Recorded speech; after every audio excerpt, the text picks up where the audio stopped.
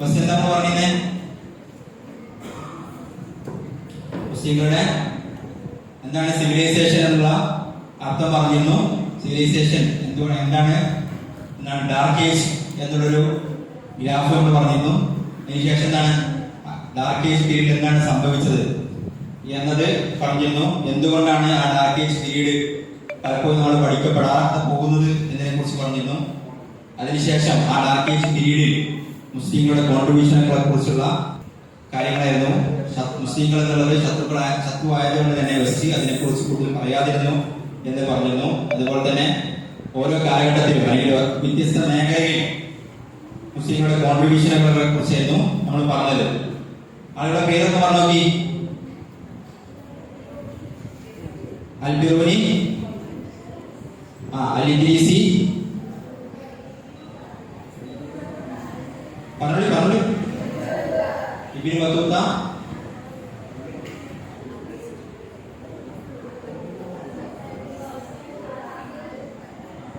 കേൾക്കില്ല.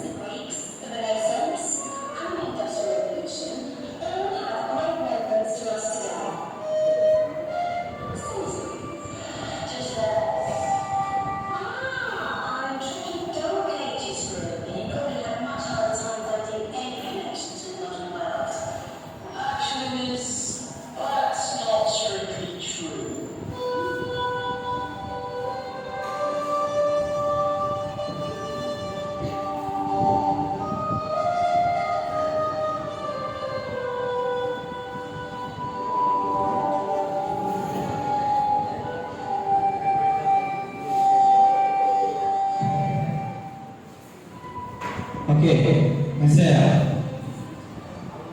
എന്താണ് അവസാനം പറഞ്ഞത്? ലാസ്റ്റ് എന്താ പറഞ്ഞേ?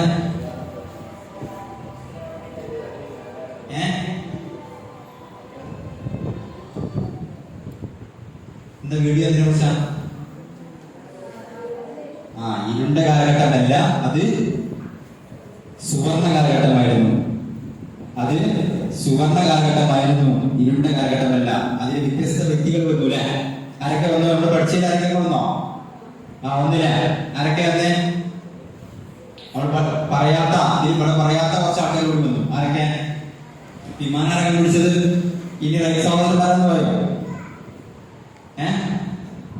റൈറ്റ് സഹോദരന്മാരാണോ വിമാനം വിളിച്ചത്?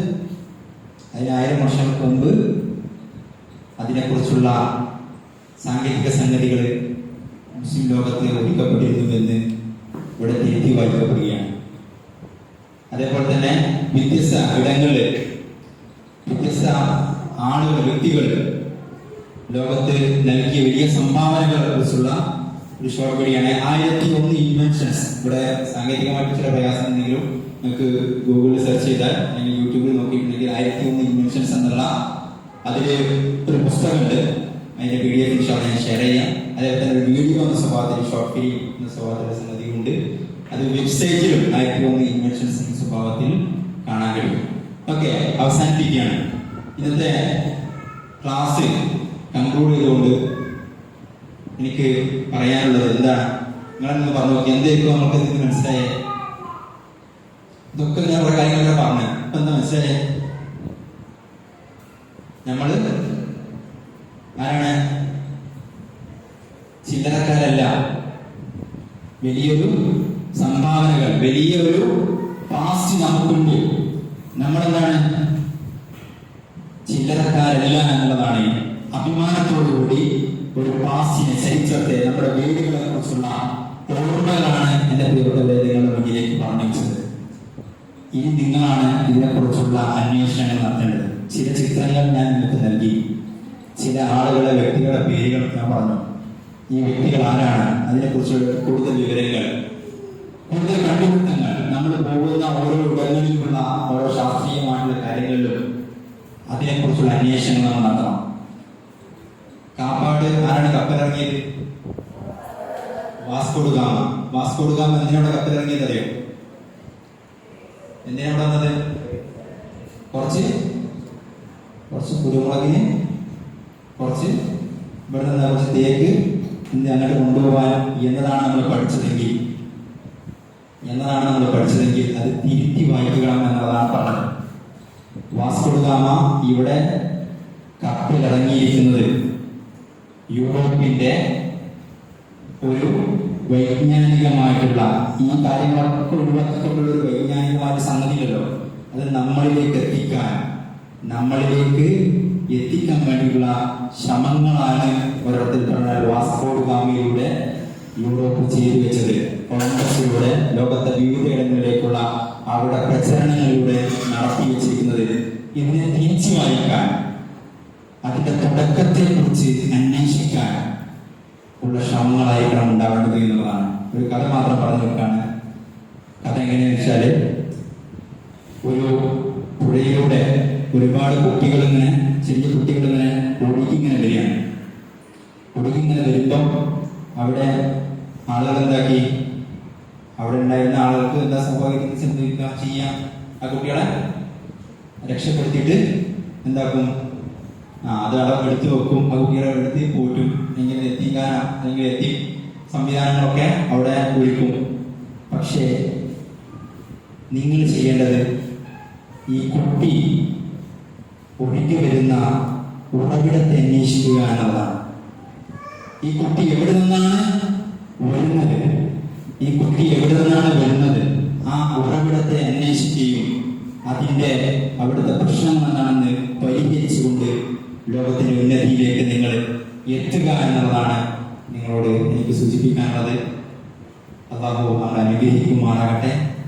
ഇന്നത്തെ സമയം അത് ഫലപ്രദമായി ഉപയോഗപ്പെടുത്തിയ ആളുകളെ കുറിച്ച് നമ്മളെവരെയും ഉൾപ്പെടുത്തി അനുഗ്രഹിക്കുമാറാകട്ടെ. നിങ്ങൾക്ക് എന്തെങ്കിലും അന്വേഷണങ്ങളോ മറ്റൊക്കെ ഉണ്ടെങ്കിൽ ചോദിക്കാം, അറിവുള്ളതാണെങ്കിൽ പറയാം, അല്ലെങ്കിൽ അതിനെക്കുറിച്ച് അന്വേഷിച്ച് പറയാം എന്നത് മാത്രമാണ് സൂചിപ്പിക്കുന്നത്. ഇത്രയും നേരം കേട്ടിരുന്ന, ഇതിനെക്കുറിച്ച് ആലോചിച്ച എല്ലാവർക്കും, പ്രിയപ്പെട്ട എല്ലാവർക്കും എല്ലാവിധ നന്ദിയും കടപ്പാടും അറിയിച്ചുകൊണ്ട് അവസാനിപ്പിക്കുകയാണ്. ربنا تقبل منا دعاءنا وصيامنا وسائر أعمالنا يا رب العالمين وآخر دعوانا الحمد لله رب العالمين. السلام عليكم ورحمة الله وبركاته. എന്ത് കാര്യമാവാം, നിങ്ങൾക്ക് പറഞ്ഞ കാര്യത്തിൽ എന്തെങ്കിലും ക്ലിയർ ചെയ്യേണ്ടതുണ്ടെങ്കിൽ അന്വേഷിക്കാം. അതോടൊപ്പം തന്നെ ഇന്നത്തെ ക്ലാസിനെ കുറിച്ചുള്ള ഒരു ഫീഡ്ബാക്കോ ആവാം. ഞാനാ തുടങ്ങുന്നത് കഴിഞ്ഞ ഒരു 2 ക്ലാസ്സിലേക്ക് ഇല്ലാത്ത ഒരാളുണ്ട് അവിടെ.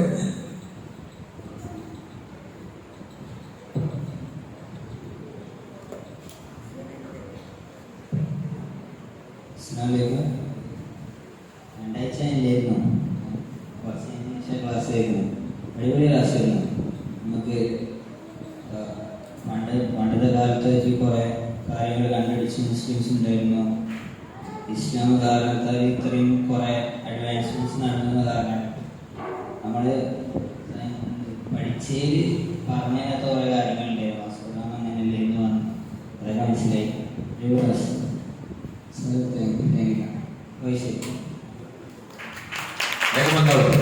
9:15 നിശ്ചയിക്കുന്നതിന് മുമ്പ് ക്വിസുമായി ബന്ധപ്പെട്ട കുറച്ച് കാര്യങ്ങളോട് പറയാനുണ്ട്. നീ ഒരാൾ പടി ഭാഗത്ത് നിന്നാകുമ്പോൾ ആൾക്ക് കൊണ്ടുവരാം.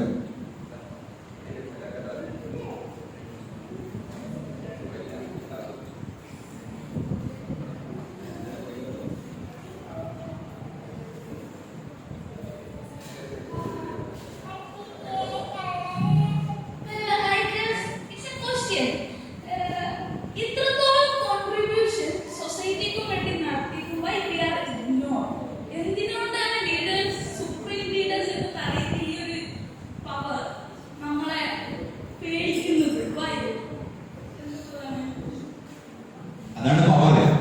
അഥവാ ഈ കോൺട്രിബ്യൂഷൻ ഞാൻ അതിൻ്റെ ഇടയിൽ പങ്കുവച്ചിരുന്നു. ഇതൊക്കെ ഒഴിവാക്കിയെങ്കിൽ മാത്രമേ ചിലർക്ക് ഇവിടെ നേതാക്കന്മാരായി മാറാൻ കഴിയുള്ളൂ. ഇതൊക്കെ മറച്ച് അല്ലെങ്കിൽ ഒഴിവാക്കി വെച്ചിട്ടുണ്ടെങ്കിലാണ് ഇവിടെ ചില ആളുകൾക്ക് ഞങ്ങളാണ് ഇവിടുത്തെ രാജാക്കന്മാരെന്ന് പറഞ്ഞ് ഈ സമൂഹത്തിൽ എഴുതി നിൽക്കാൻ കഴിയുള്ളൂ. ഇന്നെന്താണ്, ആരാണ് ലോകത്തെ പവർ? ആരാണ്? അമേരിക്കയും യൂറോപ്പും ഒക്കെയാണെന്ത് പവർ, അല്ലെങ്കിൽ അവരാണെന്നാണ് ലോക രാജാക്കന്മാർ അല്ലെങ്കിൽ ലോകത്തിന്റെ നേതാക്കന്മാർ എന്ന് പറഞ്ഞ് ഇവിടെ മുന്നോട്ട് പോകുന്നത്. അപ്പൊ അവരെ സംബന്ധിച്ചുള്ളതാണ് ഇതൊക്കെ ഞങ്ങൾ കട്ടെടുത്താന്ന് പറഞ്ഞെങ്കിൽ എന്താവും, ഒരു പ്രശ്നമാണ് അല്ലേ? ഇതൊക്കെ മറ്റുള്ളവരുടെ കോൺട്രിബ്യൂഷൻസ് ആണ്. ഇതൊക്കെ ഞങ്ങൾ എന്താക്കും, മെല്ലെ കഴിച്ച് എന്നാലും മെല്ലെ എന്താണ് കട്ടെടുത്തതാണെന്ന് പറഞ്ഞിട്ടുണ്ടെങ്കിൽ അവരെ സംബന്ധിച്ചിടത്തോളം അതിലുള്ള പ്രശ്നങ്ങളുണ്ട്. അതാണ് അവർ തുറന്ന് പറയുകയും ചെയ്തത് എന്നുള്ളതാണ് ഞാൻ പറഞ്ഞു വെക്കുന്നത്. വെച്ചാല് ഈ പവർ അത് പറഞ്ഞാൽ നിങ്ങളുടെ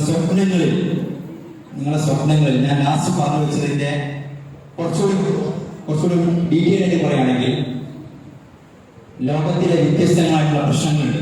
ഞാൻ ആ സൈഡിലേക്ക് പോയിട്ടില്ല. വ്യത്യസ്തമായിട്ടുള്ള പ്രശ്നങ്ങളുണ്ട്. ഈ പ്രശ്നങ്ങൾക്കുള്ള പരിഹാരമായിക്കൊണ്ട് എന്താണ്, എന്തൊക്കെ പ്രശ്നങ്ങളുള്ളത് സമൂഹത്തില്, എന്തൊക്കെ ഉള്ളത്? ആളുകളെ കൊല്ലുന്നുണ്ട്, എന്താണ് വംശീയതയുണ്ട്, പലസ്തീനിൽ എത്തരത്തിലുള്ള പ്രശ്നങ്ങളുണ്ട്, അഴിമതിയുണ്ട്, ഇങ്ങനെ തുടങ്ങിയ പല പ്രശ്നങ്ങളും സമൂഹത്തിൽ നടക്കുന്നുണ്ട്. ഇതിനെല്ലാം സൊല്യൂഷൻ ആയിക്കൊണ്ട് വി ക്യാൻ എന്താണ് ഇസ്ലാം എന്നുള്ള ഇസ്ലാമിന്റെ ബേസിക്കിൽ നിന്നുകൊണ്ട് തന്നെ, ഇസ്ലാമിന്റെ ചരിത്രത്തിൽ നിന്നുകൊണ്ട് തന്നെ, ഇസ്ലാമിന്റെ വേരുകളിൽ നിന്നുകൊണ്ട് തന്നെ നമുക്ക് പറയാൻ കഴിയുന്ന ഒരു കാലത്തെ കുറിച്ച് സ്വപ്നം കാണുകയും അതിനു വേണ്ടിയിട്ട് ഞാൻ ഇത്രയും സംസാരിച്ചത് അതിനു വേണ്ടിയിട്ടുള്ള ചില ചിന്തകൾ, ചില ആലോചനകൾ, അത് വേറെ ആരും ഒന്നും ചെയ്യാനുള്ളതല്ല. എന്റെ മുന്നിലുള്ള എന്റെ പ്രിയപ്പെട്ട നിങ്ങളാണ് അടുത്ത വരും തലമുറയിലെ നേതൃത്വമായി, നേതാക്കളായി ഈ നാട് ഭരിക്കേണ്ടത്. ഈ നാടിനെ പുതിയൊരു ലോകത്തിന് വേണ്ടിയുള്ള ലോകക്രമത്തിന് വേണ്ടിയുള്ള പരിശ്രമങ്ങളിൽ ഏർപ്പെടേണ്ടത് എന്നുള്ളതാണ്. ഈ കാലഘട്ടത്തിൽ, പുതിയ കാലഘട്ടത്തിൽ ഇന്ന് മുന്നോട്ട് പോകുന്ന ഞാൻ അടുത്തിൽ പറഞ്ഞു, വാസ്കോഡഗാമയുടെ കഥ പറഞ്ഞത് മനഃപൂർവ്വമാണ്. കാപ്പാട് തൊട്ടടുത്ത് ഇവര് വന്നിരിക്കുന്നത്, നമ്മൾ പഠിച്ചു വെച്ചിരിക്കുന്നത് എന്താണ്, കുറച്ച് കുരുമുളക് കട്ടുകൊണ്ടുപോവുക എന്നതായിരുന്നില്ല. മറിച്ച് അവരൊരു കൃത്യമായ പദ്ധതി, ഫാൾ ഓഫ് ഗ്രാനഡയുമായി ബന്ധപ്പെട്ട് നിങ്ങൾ വായിക്കേണ്ടത് 100 വർഷങ്ങൾക്ക് ഇപ്പുറം ഖിലാഫത്തുമായി ബന്ധപ്പെട്ട ആലോചനകൾ നടത്തുന്ന സന്ദർഭം കൂടിയാണ്. ഞാൻ സമയമില്ലാത്തത് വിശദീകരിക്കുന്നില്ല. അപ്പം അത്തരം ആലോചനകൾ നിങ്ങൾ നടത്തുകയും എന്തുകൊണ്ട് ഇത് സംഭവിച്ചു, മുസ്ലിം സമൂഹത്തിൽ ഇത്രയും കോൺട്രിബ്യൂഷൻ, ആ ബുക്കുകളും ഓർമ്മയിലിടാതെ 1001 ഇൻവെൻഷൻസ്. ആ ഇൻവെൻഷൻസ് എന്ന പുസ്തകത്തിൽ നോക്കുമ്പോൾ എല്ലാ മേഖലയിലും നിങ്ങൾക്ക് അതിന്റെ കോൺട്രിബ്യൂഷൻസ് കാണാം. അപ്പോൾ നിങ്ങൾക്ക് മനസ്സിലാക്കാം എത്രത്തോളമാണ് ഈ സമൂഹം നമ്മളെ ഒഴിവാക്കിയത്. ഒഴിവാക്കാനുള്ള കാരണം എന്നാണ് ഓരോരുത്തർ പറഞ്ഞാൽ അടിച്ചമർത്താനാണ്, നമ്മളെ ഇല്ലാണ്ടാക്കാനാണ് എന്ന് മനസ്സിലാക്കണം. ആ മനസ്സിലാക്കലാണ് ഒന്നാമതായി നമ്മൾ ചെയ്യുന്നത്. അവിടെ നിന്ന് അതിജീവനത്തിന്റെ, എഴുന്നേൽപ്പിന്റെ, നായകത്വത്തിന്റെ പുതിയ ലോകത്തിലേക്ക് നമുക്ക് വഴി തുറക്കാൻ കഴിയും എന്നതാണ് പറഞ്ഞു വെച്ചത്. ഇൻഷാ അല്ലാഹ്.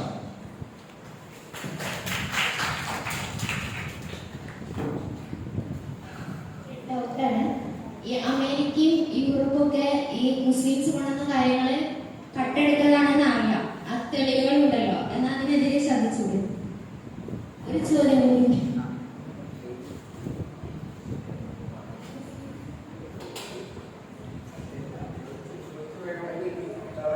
പിന്നെ മുസ്ലിംസിന് ലോകത്തിന് അറിയില്ല വേണ്ടി, പിന്നെ മുസ്ലിംസ് കണ്ടുപിടിച്ചതെന്ന് പറഞ്ഞാൽ എന്താ പ്രശ്നം? മുസ്ലിംസ് ആണ് കണ്ടുപിടിച്ചത് എന്ന് പറഞ്ഞാൽ എന്താ പ്രശ്നം? ലോകത്തിന് അറിയില്ല വേണ്ടി.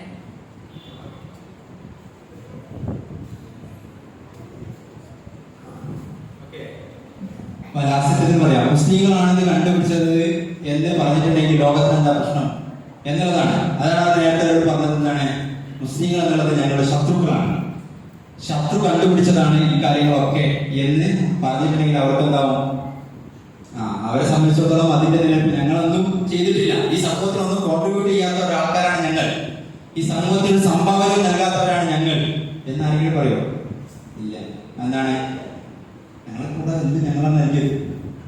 അപ്പൊ എന്താണ് ഞങ്ങളോട് പറഞ്ഞുകൊണ്ടിരിക്കുന്നത്? എന്താണ് ഈ ലോകത്തിലെ എല്ലാ കാര്യങ്ങളും ചെയ്തതാണ് ഞങ്ങളാണ്. ഇവിടെ എന്താണ് ഫോൺ കണ്ടുപിടിച്ചത്, എന്താണ് പുതിയ സാങ്കേതിക വിദ്യ, സ്പേസിലൊക്കെ പോയതൊക്കെ ഞങ്ങളാണ് എന്നതാണ് ഇവിടെ നമ്മൾ പഠിപ്പിക്കുന്നത്. നമ്മുടെ ടെക്സ്റ്റ് ബുക്കുകളിലുള്ളത്, ഞാൻ ടെക്സ്റ്റ് ബുക്ക് എന്നൊക്കെ ഞങ്ങൾ ഓരോ കാര്യങ്ങളും മൈന്യൂട്ടായിട്ട് പറഞ്ഞു തരുന്നതാണ്. ഇതൊക്കെ ഞങ്ങളുടേതാണ് എന്നുള്ളതാണ്. ഇവിടെയാണ് ഇവിടെയാണ് നിങ്ങൾ തിരുത്തേണ്ടത്. ഇവിടെയാണ് നിങ്ങൾ തിരുത്തേണ്ടത്. ഈ ലോകക്രമം ഇത് പ്രശ്നമാണ്. ഫസ്റ്റ് ചോദിച്ച ഉത്തരം കൂടിയാണ്. ഈ ലോകക്രമം പ്രശ്നമാണ്. ഇതല്ല വേണ്ടത്, ഈ ലോകക്രമമല്ല വേണ്ടത്. നിങ്ങളുടെ മനസ്സിന്റെ ഉള്ളിൽ എന്താണ്? ഈ ലോകക്രമമല്ല ഇവിടെ വേണ്ടത്, മറിച്ച് ഇസ്ലാമാണ് പരിഹാരം, ഇസ്ലാമാണ് സൊല്യൂഷൻ, ഇസ്ലാമാണ് ഈ സമൂഹത്തിലുള്ള പ്രശ്നങ്ങൾക്ക് പരിഹാരമെന്ന് ഉയർച്ചയിൽ, പഠനത്തിൽ, വായനയിൽ സ്ഥാപിക്കാൻ എഴുന്നേറ്റ് നിൽക്കേണ്ടവരാണ് എന്റെ പ്രിയപ്പെട്ട എന്റെ മക്കള് എന്നുള്ളതാണ് പറഞ്ഞത്. അത് നിങ്ങൾ എന്താണ്, അത് പ്രൊട്ടസ്റ്റിലൂടെ എന്നതിലപ്പുറം നിങ്ങൾ വൈജ്ഞാനികമായി ഇതിനെക്കുറിച്ചുള്ള അന്വേഷണങ്ങൾ നടത്തണം. നിങ്ങൾ പഠിക്കുന്ന ഇപ്പോൾ കെമിസ്ട്രിയാണ്, ഞാൻ വ്യത്യസ്ത സംഗതികൾ സ്വാഭാവികമാണ്. മെഡിക്കൽ സയൻസ് ആണ് പഠിക്കുന്നത്, നിങ്ങൾ ഫിസിക്സ് ആണ് പഠിക്കുന്നത്, നിങ്ങൾ ജോഗ്രഫിയാണ് പഠിക്കുന്നത്, നിങ്ങൾ സോഷ്യൽ സയൻസ് ആണ് പഠിക്കുന്നത്. നിങ്ങളുടെ മേഖലകൾ ഏതാണ്, എന്താണ് അതിന്റെ പാസ്റ്റ് എന്താണ്, ആ പാസ്റ്റിനെ കൂട്ടി യോജിപ്പിച്ചുകൊണ്ട് ഇതിനിടയിലുള്ള ഗ്യാപ്പിനെ ഫിൽ ചെയ്തുകൊണ്ട് അടുത്ത കണ്ടുപിടുത്തങ്ങളിലേക്ക്, അടുത്ത ഒരു ലോകത്തിനെ കുറിച്ചുള്ള ആലോചനകളിലേക്ക് നിങ്ങൾക്ക് കോൺട്രിബ്യൂട്ട് ചെയ്യാൻ കഴിയുന്നവരാണ് നിങ്ങൾ എന്നുള്ള ഒരു കോൺഫിഡൻസ്, ഒരു ഇസ്സത്ത്, അഭിമാനബോധം അത് ഉണ്ടാവുക എന്നുള്ളതാണ്. എങ്കിൽ നിങ്ങൾക്ക് നായകന്മാരായി മാറാൻ കഴിയും. അല്ലാമ ഇക്ബാലിന്റെ ഒരു കവിത മാത്രം പറഞ്ഞ് അവസാനിപ്പിക്കുകയാണ്. सबक पर अदालत का सुजाकत का शुजाअत का लिया जाएगा तुझसे काम दुनिया की इमामत का. നിങ്ങൾ ചരിത്രത്തിലെ ആ പാഠങ്ങൾ, ആ നീതിയുടെ സ്വപ്നങ്ങൾ നിറഞ്ഞിരിക്കുന്ന കാലഘട്ടത്തെക്കുറിച്ചുള്ള ഓർമ്മകൾ നിങ്ങൾ ഒരിക്കൽ കൂടി വായിച്ചാൽ, ആ ധാർമ്മികമായ ലോകത്തെക്കുറിച്ച് നിങ്ങൾ ഒന്നുകൂടി പുനരാലോചന നടത്തിയാൽ, ലിയാ ജായേഗാ തുസ്സേ കാം ദുനിയാ കി ഇമാമത് കാ, നിങ്ങൾക്ക് ലോകത്തിന്റെ നായകന്മാരായി, നേതൃത്വമായി മാറാൻ കഴിയും. അത്തരത്തിലുള്ള നായകന്മാരായി മാറാൻ കഴിയട്ടെ എന്ന് വളരെ ആത്മാർത്ഥമായി പ്രാർത്ഥിക്കുന്നു. അസ്സലാമു അലൈക്കും വറഹ്മത്തുള്ളാഹി വബറകാതുഹു.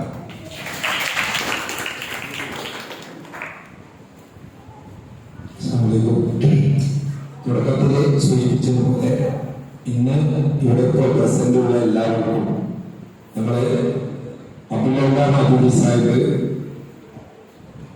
എഴുതിയ VP മുഹമ്മദ് അലി സാഹിബ് വിവർത്തനം ചെയ്ത മലയാളത്തിലേക്ക് വിവർത്തനം ചെയ്ത ബുദ്ധിയുടെ വിധി എന്ന ഒരു പുസ്തകം നൽകുന്നുണ്ട്. ഇതിൽ പ്രധാനമായിട്ടും പ്രതിപാദിക്കുന്നത് നമ്മളിവിടെ ക്ലാസ്സിൽ കൈകാര്യം ചെയ്ത വിഷയങ്ങൾ തന്നെയാണ്. ദൈവാസ്തിക്യം, മുഹമ്മദ് നബിയുടെ പ്രവാചകത്വം, മരണാനന്തര ജീവിതം. ഇത് ഒരു കാഴ്ചപ്പാടിൽ നമ്മളിവിടെ വിശദീകരിച്ച വിഷയങ്ങളാണ്. ഇത് നമ്മുടെ ബുദ്ധിയുടെ വെളിച്ചത്തിൽ ബുദ്ധിപരമായിട്ട് എങ്ങനെ നമുക്ക് സ്ഥാപിക്കാൻ പറ്റും എന്നാണ് കുറച്ച് ലേഖനങ്ങളിലൂടെ അബ്ദുൽ സാഹിബ് ഈ വിഷയം അവതരിപ്പിച്ചിട്ടുള്ളത്. അതും കൂടെ നിങ്ങൾക്ക് നൽകുകയാണ്. ഇതിൽ നിന്നും ചോദ്യം ഉണ്ടായിരിക്കും. കൃത്യമായിട്ട് എത്ര ശതമാനം ചോദ്യം ഇതിൽ നിന്നുണ്ടാവും, ക്ലാസ്സിൽ നിന്ന് എത്രയെന്നൊക്കെ അടുത്ത ക്ലാസ്സിൽ നിങ്ങളോട് അറിയിക്കുന്നതായിരിക്കും. എന്തായാലും ഒരു 25% ക്വസ്റ്റ്യന് ഈ പുസ്തകത്തിൽ നിന്നായിരിക്കും. അതുകൊണ്ടാണ് നേരത്തെ തന്നെ പുസ്തകം തരുന്നത്.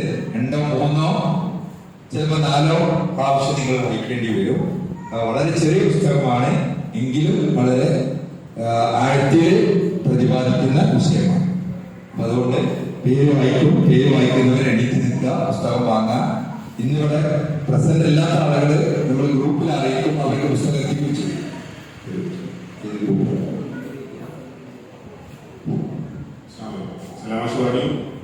പിന്നെ ഒരു 25 മുതൽ 30% വരെ ക്രിസ്ത്യൻസ് ഈ പുസ്തകത്തിൽ നൽകുന്നില്ലേ.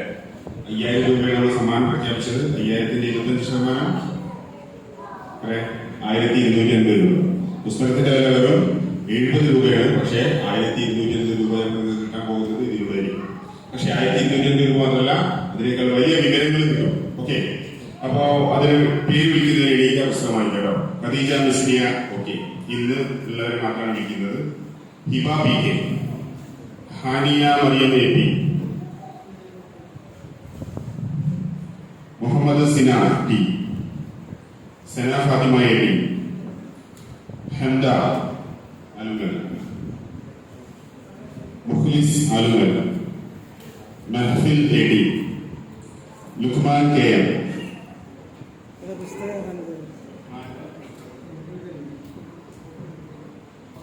റുഷ്ദ A,